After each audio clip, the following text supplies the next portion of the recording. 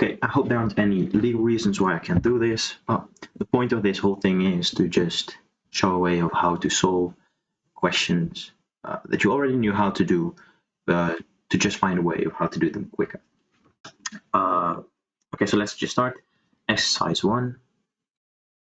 For this one, you could write out the truth table of function s. That would take a lot of time. What you can do instead is take a look at these 4 tables and just look at when the outputs are different. So when is the s different? Because x, y, z, and w are the same for all 4 of the tables. The only thing that differs is the output. Take a look. 1, 0, 1, 1, 1, 0, 1, 0, 0. Okay, so that's the thing that we're going to work with. So let's get started. So on the first row, they all have the same output. All of them have output 1. Then you take a look at the second row. Here you see that S is the only one that has an output 1. The rest has an output 0. Okay, so now we're going to just check out which one is correct. So let's take a look. The output should be 1 if x and y are 1. That's not the case. If y is 1 and z is not 1, that's not the case. If y and w are both 0, well, that's not the case either. Or if w and z are 1, which is also not the case. So now we know C falls off. So how do I write this down on the test? I'll write down check row 2, C falls off. Okay, then we take a look at the next row where things differ. So on the third row, it's 1, 1, 0. Okay, so D differs this time. Okay, let's take a look. Wait, is that correct? Yeah. X and Y are still 0, so that one falls off. Oh, shouldn't do that. Y and not Z. Y, no, that falls off too. Not Y and not W. Well, that's not the case. Wait. Not Y and not W. Oh. Hey, yeah. No, that is correct. So the output should be 1, which is why D falls off. So now we checked row 3. Check row 3. D falls off. Okay, now take a look at B. Sorry, I spoiled it. I already know the answers. Okay, we take a look at when A and B are different, and I can already tell, hey, that's here. Okay, it's like I already told you, B falls off, but let's just prove it to make sure. X and Y should be 1. Well, that's not the case, just Y is 1. Y and not Z should be 1. Hey, that is the case. Y and not Z, so it should be 1, but it isn't. B is wrong. It should be 1, as you can see. So B falls off. Okay, so check row 1, 2, 3, 6.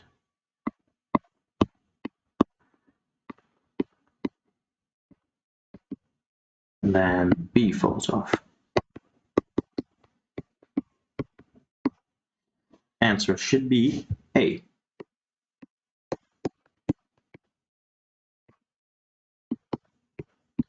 Okay, that's the first question. Now let's take a look at the second question, which is a difficult one. Let's try that one out.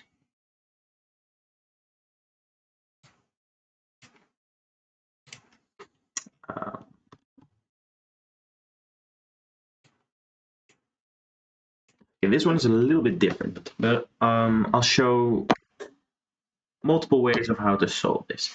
The first thing you can do is you can just follow the first gate. Just bear with me.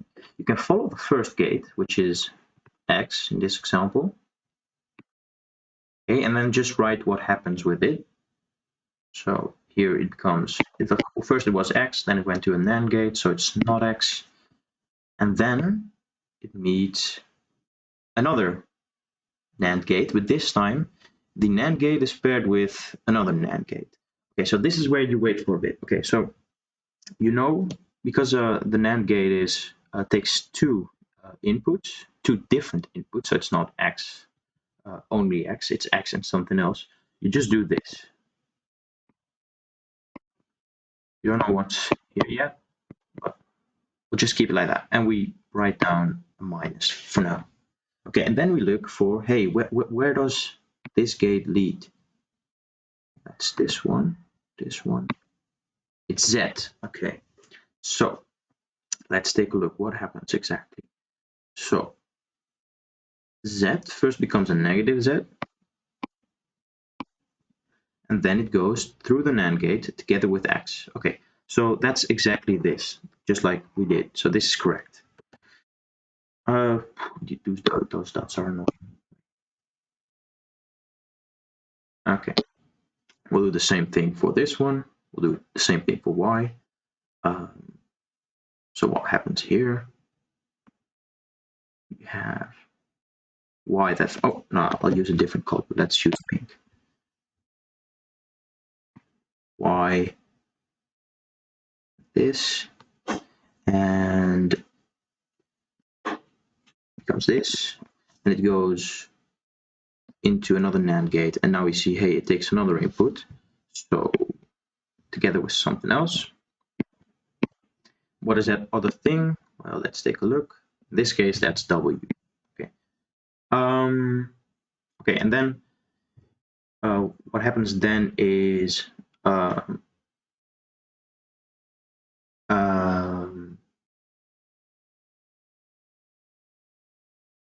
you know what? Never mind. I'll show you guys an easier method than this, because this does work, but it takes too long. So I'll use something else.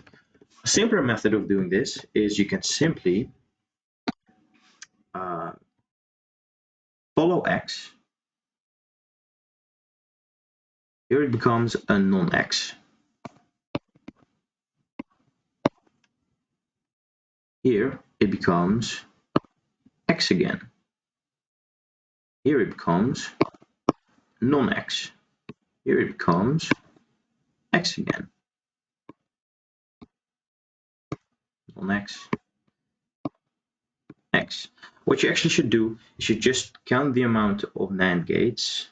Those are all just a minus sign. So in this case, it's 1, 2, 3, 4, 5, 6 NAND gates. So 1, 2, 3, 4, 5, 6 minuses. And if that's an even number, then you can cancel them out. So look, you can cancel these out, cancel these out, cancel these out. Remaining will be X. So X is remaining. Okay, then we follow another gate. Let's do it with brown. We'll follow Y. Okay, Y goes like this. So that's a minus Y. It goes through an AND gate again. Another NAND gate. And just like that. Okay, now we can count the minuses again. So it's 1, 2, 3, 4, 5, 6 minuses. So again, we can cancel them all out. I'm using different colors just so you can see why you can cancel them out. Okay, so remaining will be Y. Okay, we'll do the same thing for Z. Let's use pink. Here there's one. Okay, basically I've already showed you should actually just count the amount of NAND gates. So there's 1, 2, 3, 4, 5, 6 NAND gates. 6 is an even number, so it becomes Z. Okay, then we follow the other path. We follow this path of Z. And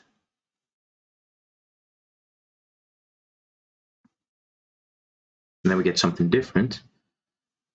Wait. then it's 1, 2, 3, 4. That's a Z. So we have two Z's. Then we go with green through the, let's use orange. With orange, we follow the path of the W like this. 1, 2, 3, 4, 5. 5 is an uneven number, so it becomes minus W. Then we use purple for the last one. That's this one. Follow it. Okay, here you come. Here you see you find an AND gate. So we start counting it again. 1, 2, 3, 4. 4 is an even number, so this. Okay. Okay, I've simplified things to the bare bottom because I could have explained a lot more about how this can be, but just assume that for now, okay? All you have to do is you find out which answer contains all of these letters in this way. So let's take a look. X, Y, X and not Z. Well, we don't have a not Z here, so this one falls off. A falls off. Then we have this one, B, X and Z. Well, we have that here. Y and not W, Y and not W, and Z and W. Yes, we do have that one. So B is probably right, but let's just check it out for the sake of consistency. Oh, X and Y. X and Y, we do have that. Y and not Z. Well, we don't have the Z, non-Z, so this one falls off. Then we have this. Well, X and Z, we do have an X and a Z, a not Y and a W. We don't have a non-Y, so that one falls off. So the answer is D. Okay. I'm sorry for the stuttering at the beginning. That was a bit inefficient, but I would have gone on and rambled for a long time. This is the bone that's left over. This is all you have to do basically to get the answer. Okay. Let's go to the third question. The third question. Okay. I'm going to do something that's really not a replacement for your studying. It's just a way of coming up with an answer for this question. So, the question is, what type of circuit are these two right here? Okay, so as you know, this looks either like a register or a counter. But I can imagine that on the test, you'll probably get them confused. Like that's not very weird. So I've got something. This is no replacement for your studying. This is just a way to quickly remember what the difference is between a register and a counter circuit. If you want to have the definition, that's here. But let's take a look at how they look different. Okay, what a register basically does is it takes a lot of data and it poops it out in one output. And it's very important to say it poops one output out. And why do I say poop? I'll make that clear later. It poops one big dump of data out. There's one serial output. Okay. The counter, however, has almost the same thing, but because it needs to keep track of a lot of it keeps track of frequencies and time intervals between things, so it leaves out a lot of smaller fart outputs, smaller farts. Now, why do I say farts and poops? Because I know, as a matter of fact, you'll never be able to forget it as soon as I tell you that a register takes one big piece of data and poops it out, and a counter counts things, so like tick, tick, tick, tick, tick, it farts out small little things. It farts out. Okay, it's a very wrong way of memorizing things, but it is a way to quickly go through the midterm. Okay, then we have multiplexers and decoders. Okay, well, again, this is no replacement for your studying. Anyways, a decoder sounds like something, a package, a small input that you unpack, like a small little present, and you take out all of the things that are inside of it. So you have few inputs and you get multiple outputs, as you can see. And a multiplexer does the exact opposite thing. So it takes multiple input and then it exits one output. if you're Dutch, you can also say a multipletter. And if you're not Dutch, let this be the first word that you've learned. A platter. If you plat something, you're crushing something. So you take multiple input and you plat it, you crush it. So you take multiple input and then you get one output out. So that's a multiplexer. Okay, so now we can look at the question. So what we see here is we have all these small, hey, I recognize all these small little part outputs. So I know, hey, that's a counter, because a counter, tick, tick, tick, it leaves small little farts.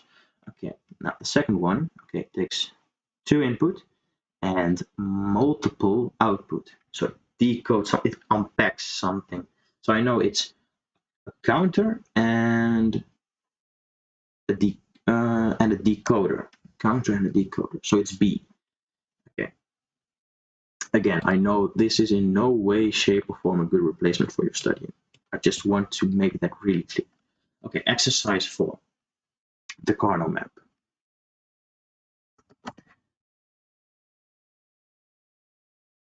I'll copy it and let's work on it. Okay, so you probably already knew how to do this. I'm gonna go through it anyways. So the first thing you do is you group all the ones together in in a group that's as big as you can. So this,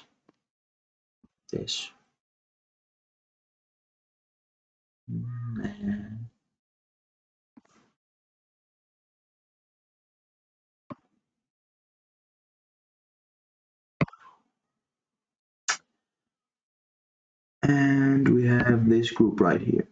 Okay, so we have 3 groups.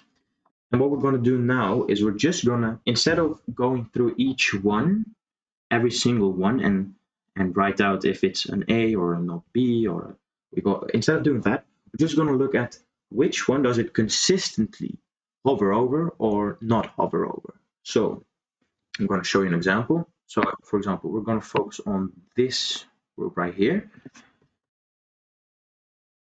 All these ones never hit the C or the D. The D never hits these ones. So it's never C, never D. So not C, not D. Sometimes it hits the B, sometimes it doesn't, as you can see. So B is not important for this one. A, same thing goes for A. Sometimes the A becomes a 1. Sometimes the A hits it, sometimes it doesn't. So that one doesn't matter either. So for the blue part, the only thing that we can get out of that is not C, not D. All right, now let's take a look at the red part. Okay, the red part, that's always in the area of the C, as you can see. It's never in the area of the B because B never hits it. As you can see, it always hits the C part. So it's not B, C. Let's take a look at all the other ones. Oh, it also never hits D, as you can see. Look, never hits it. Okay, now let's take a look at the last part, the purple part. That's this. Sometimes it hits the B, sometimes it doesn't. Sometimes it hits the C, sometimes it doesn't. Sometimes it hits the D, sometimes it doesn't. But A, it never hits A. So that's not A. Okay, we're going to do the same thing for the second one. So the biggest groups you can make are this one, and you can make this one. Okay, now what would this look like? The red part never hits A, that's it. Oh, the purple part. Okay, which one doesn't the purple one ever hit?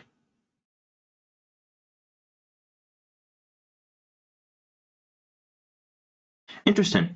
So it's just a non-A. I guess that's it. Okay. So yeah, the point is, these are all your terms and variables. There's just one little problem. Yeah, I study computer science and I'm not a linguist, so I still don't know what a term and a variable are, what terms and variables are. But this is the answer that you get. I just don't know if it's A, B, or C, or D because I don't know what a term and a variable are. I kind of have an idea, but I still don't have a conclusion based on the discussions in the group chats. So let's continue. Okay, we have the laws. Those are easy. Let's quickly go over them anyways. Okay, so Moore's law. To be honest, if you don't know Moore's law, you should really take a good look at yourself. But anyways, Moore's law is about transistors. That's an easy one. Rock's law. Well, there are very few things that are as cheap as a rock. So, as cheap as a rock, that's about cost. Kumi's law. Well, Kumi's law, kilojoule, like it kind of needs to click in any way that you would like. Like just look at it. Just make any word out of it that has anything to do with energy, because Kumi's law is about energy. You already know Moore's law is about transistors, and the Morgan's law you should also, yeah, you already know. Okay, that's a quick one. Now let's take a look at 6. Now 6 is my favorite, so I've got some very interesting things to say about 6. 6 takes a lot of time on the exams usually. I'm going to show a very quick way of doing it. Okay, so basically you have numbers in binary, in octal, in decimal, in hexadecimal, and all of the decimal ones are actually, like, you don't need to do anything with them because you can instantly read what the values are of them. You just want to convert the binary, octal, and hexadecimal to decimal so you can read them, so it makes sense. Okay, so how are we going to do that? Well, actually, we're just going to write out all of the values of the binary and the octals and the hexadecimals, just like this. Watch this.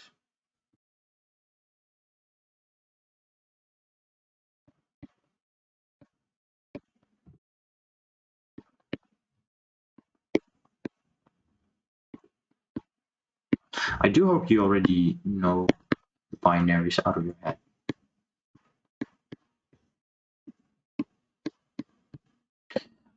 Then we do the same thing for the octals. We need 4 numbers. 0, 1, 8. I believe.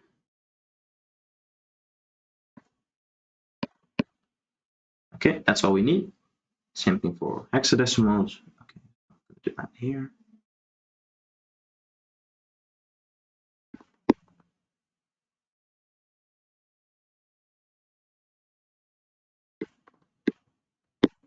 Okay. Here's the thing. All you need to do is you just take a look at, hey, where does a 1 occur on the binary? And then wherever that position is, you're just going to put that 1. Okay, so let's take a look. Here it happens at 1, 2, 3, 4, 5, 6, 7. The 8th position, so 1, 2, 3, 4, 5, 6, 7, 8 happens here. So here comes a 1. And basically what this means is you're doing 1 times the value that's above here. So 1 times 128. Okay, now let's take a look at the second one. 200. Okay, so 200. So there's just 1 2 here. What does it mean to put a 2 here? It basically means you're doing 2 times 64, which is 128. For this one, you do the same thing. 81 basically means you're doing 8 times the value that's above here. So 8 times 16, which is 80, 48, which is 128. And the 1 means just a 1. Then you do 128 plus 1 equals 129. Hey, 129 isn't 128, so that one is wrong. Okay, now this is a way to gradually go through all of these exercises, but there's a hidden monkey mode inside of this exercise that can help you out if you use this method.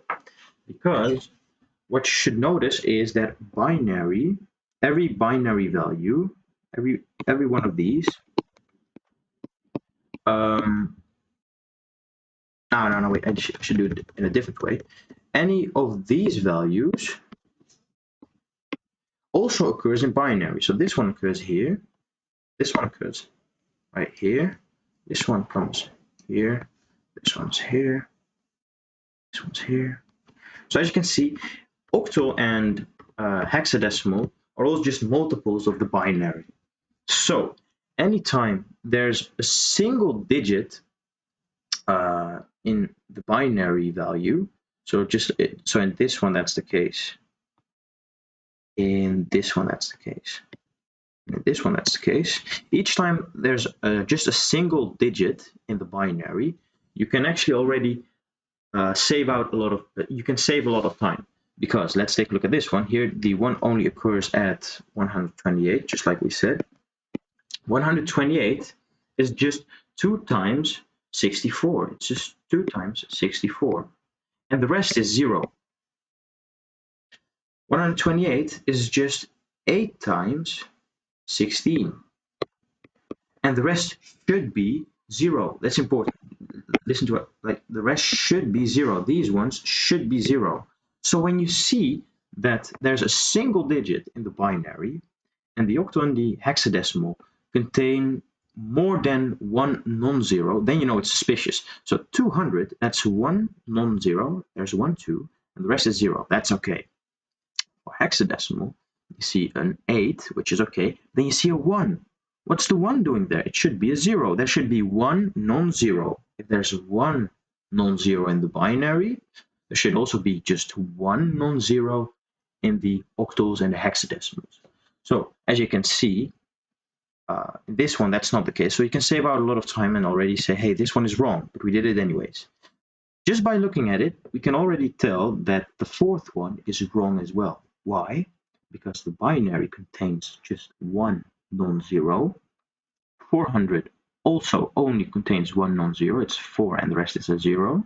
But octal contains 2001. What is the 1 doing there? That should be a 0. So we already know that's wrong. Okay. For this one, we still have to kind of calculate it, but you can already be kind of sure. You can be pretty sure that the 5 should be correct, because you will be off like at least double or half the answer if it isn't correct. So you'll find out soon enough. So using this method, you will already be quicker than using any other method. But if you use a little bit of insight, you can also already scrap away like 60% of these questions, because this one you already know without any calculation. This one you know without doing any calculation, and this one without barely doing any calculation. So like half or 60% of the time you put into this exercise, you can already save. Okay, let's go quickly to question 7. Okay, so question 7. This.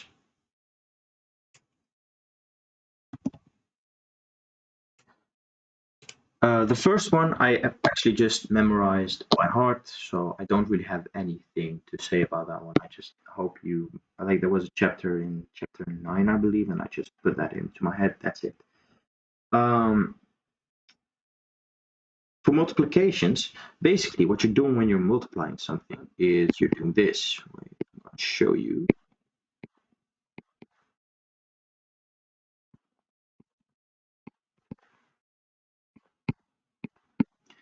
Each time you see a 1, you copy. Each time you see a 1 in this number, you copy what you see here. This is the stuff you copy. All right, so each time you see a 1, you copy whatever is here. Okay, remember that, because that means the first digit is a 1, so we copy what's inside of it. The second digit is also a 1, because it's a higher digit it's a higher digit, we skip one space and we write it over here. So we do this. Oh, how messy of me. I'm sorry.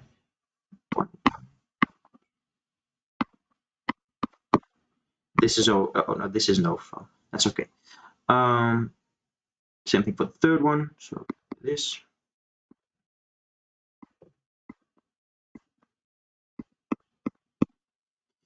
Same thing for the fourth.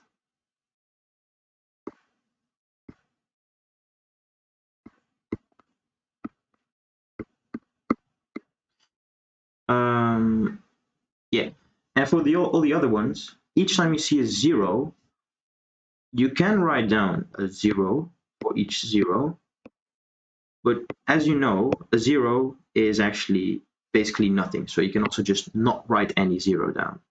So each time you see a 1, you're doing some, oh, by the way, when you're done with all of this, all you do is you do some addition, so you add all of these together and you have the answer. So you add something, but okay, wait, let me explain this in a different way. Each time you see a 0, there is no addition. You don't add anything. You can write down all of the zeros, or you can just skip it. Each time you see a 1, you do create a line of something you can add. So each time you see a 1, you create something to add. Each time you see a non-1, a 0, there's nothing to add. Important to remember, each time you see a 1, there's something to add. So all we have to do is count the amount of ones that are here. 1, 2, 3, 4 ones, and then we can already tell how many additions there are. So what's the minimal number of addition operations to perform in this multiplication? You can already tell it's 4. This one was incorrect. Oh, I shouldn't have said that. Okay, I spelled it. Yeah, so that's question 7. I'm sorry. Question 8. Okay, I have a good method for this one, but then I'll also show you how to make it even quicker. So let's read the question. The 2-digit, wait, I'll copy this first. Let me keep track of my time. Okay, I'm almost done. Actually, I'm not almost done. You already knew that. I'm sorry, I was lying. Okay, a 2-digit octal number is erroneously interpreted as a decimal number, and thus its value is larger by 4 decimal units. Okay, so what does it say here? There's a 2-digit octal number, so an octal number that's 2 digits, so that can be anything. This is 1 digit, this is 2 digits. This is also a 2-digit number. This is a 2-digit number. Okay, so a 2-digit number is not being interpreted as an octal as it should be. It's interpreted as a decimal. So what influence does that have? Well, if you let's take a look.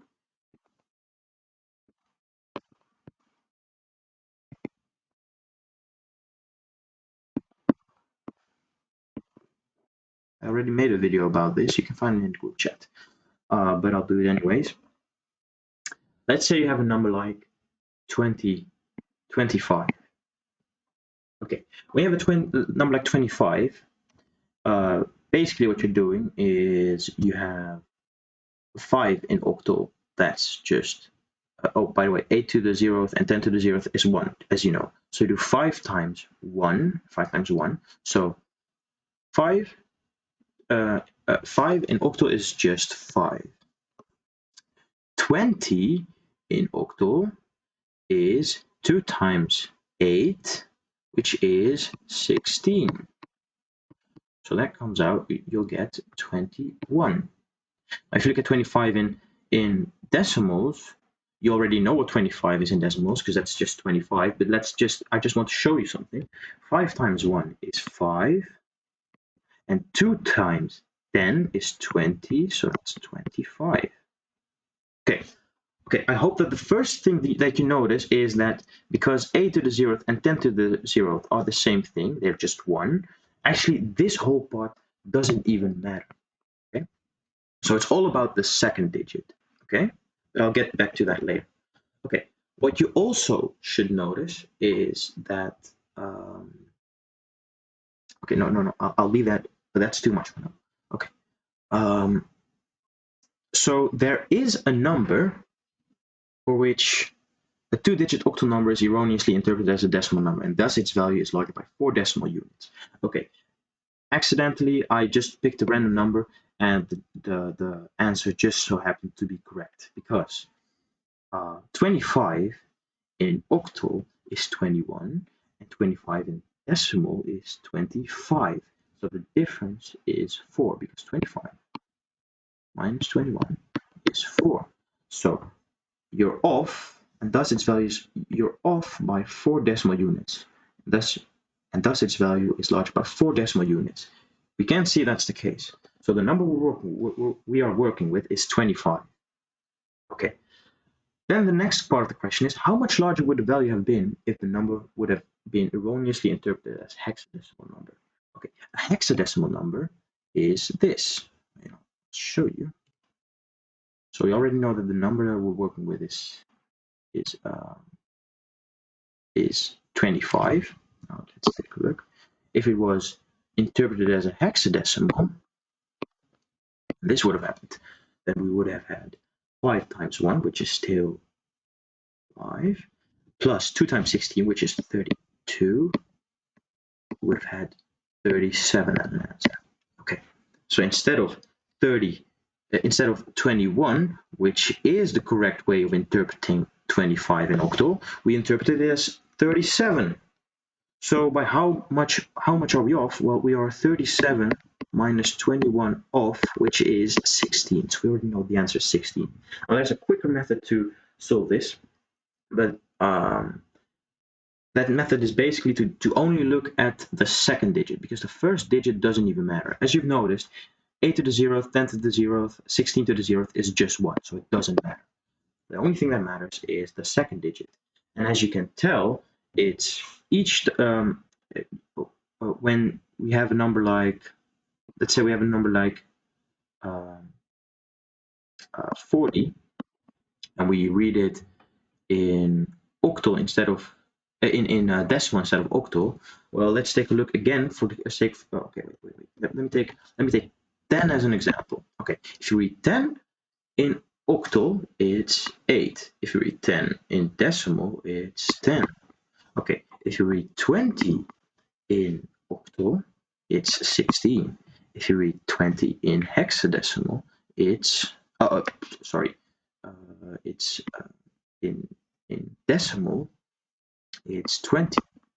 If you read 30 in octal, that's 24, and 30 in decimal is 30. You see that each time that you go up by 10, the decimal is 2 bigger than the octal. Wait, I'm explaining it like a monkey. Anyways, what I mean is that the difference here is 2. Here the difference is 4. Here the difference is 6. Here, and as you can guess, the difference in 40 would be 8, and so on and so on and so on and so on. Why is that? Because 10 minus 8 is 2. So whatever number we have here, we just multiply that number by that 2, because 10 minus 8 is 2, then we multiply it with whatever is here. Okay, maybe I don't know how confusing this is to hear for the first time, but it really makes sense as soon as you just start practicing with it for a little bit, and you just start noticing the patterns, you'll get what I mean. I hope it makes sense, because it can save you quite some time to do it like this. Okay, let's go to the 9th question. The 9th question is quite simple.